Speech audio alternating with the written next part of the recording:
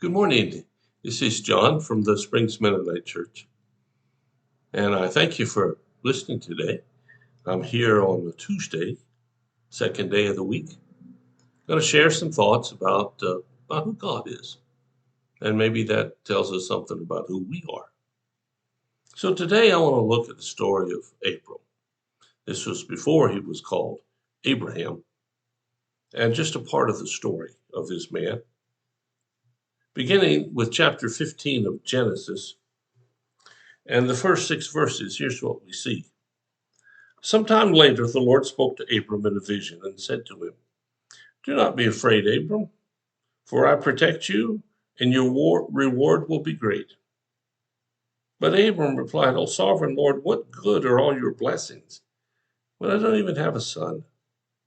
Since you've given me no children, Eleazar of Damascus, a servant in my household, will inherit all of my wealth. You've given me no descendants of my own, so one of my descendants, my servant, shall be my heir." Then the Lord said to him, "No, your servant will not be your heir, for you will have a son of your own who will be your heir." Then the Lord took Abram outside and said to him, "Look up into the sky and count the stars that you see. That's how many descendants you will have." And Abram believed the Lord, and the Lord counted him as righteous because of his faith. Well, this story comes in the kind of the beginning of the story of Abraham. Uh, as I said, this was before he was renamed that. It's called Abram. His wife was named Sarai, which later got changed to Sarah. And perhaps I'll take some time sometime soon and talk about this fellow. But today I just want to talk about something that he thought was really important, and I think God did too. So it starts out by the Lord speaks to Abram. Now, God speaks to you and me. We may not notice it, we may not hear it, but he still speaks. And the key to life, I think, sometimes is learning to hear God's voice. And that might be another topic down the road. But in this case, here's what Abram hears God say to him: "Do not be afraid, for I will protect you, and your reward will be great." Now, have you ever heard God say that to you?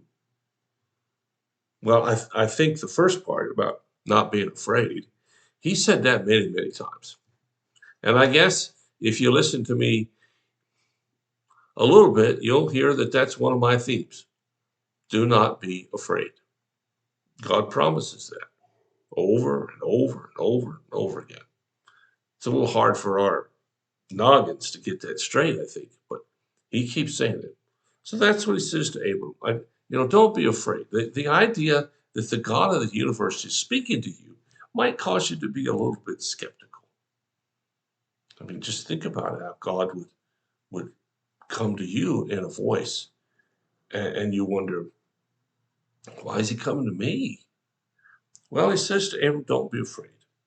And don't be afraid because he'll protect you, and he's got a reward for you.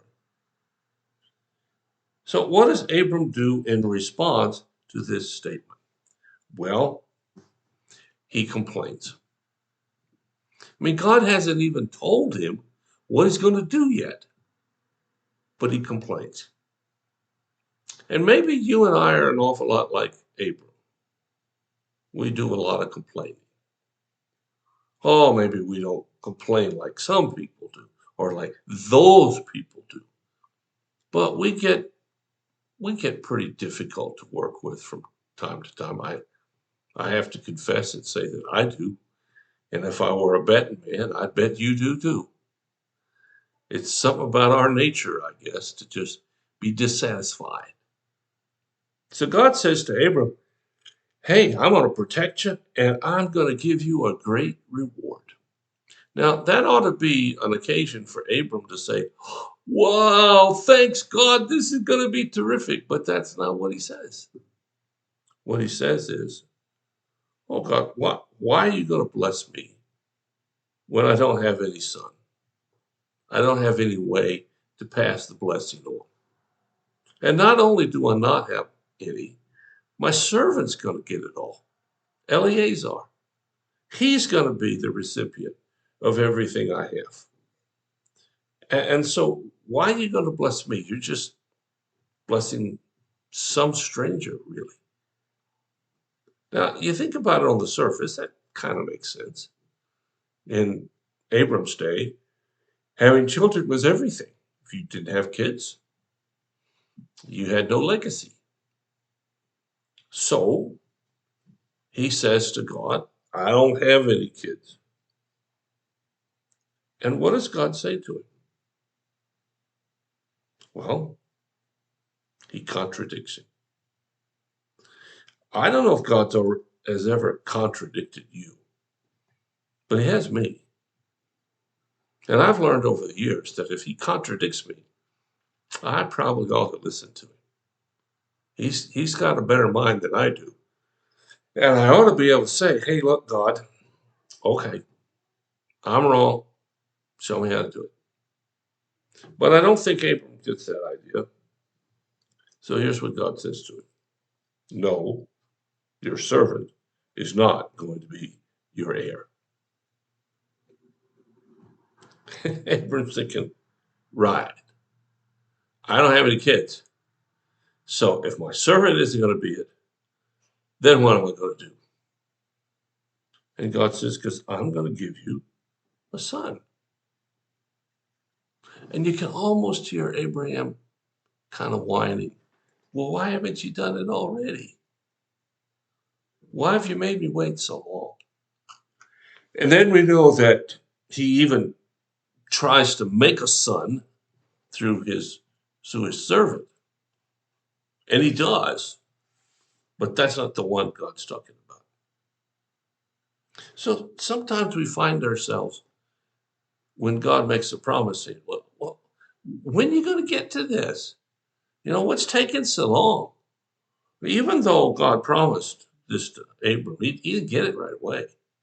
He had to wait for quite a while, a number of years, actually. So he takes Abram and he says, now look, here's what I want you to do.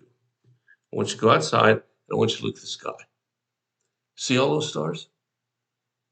Well, I don't know how many there were, but I can say there's a whole bunch. He says, see all those stars? Those stars represent all of your descendants.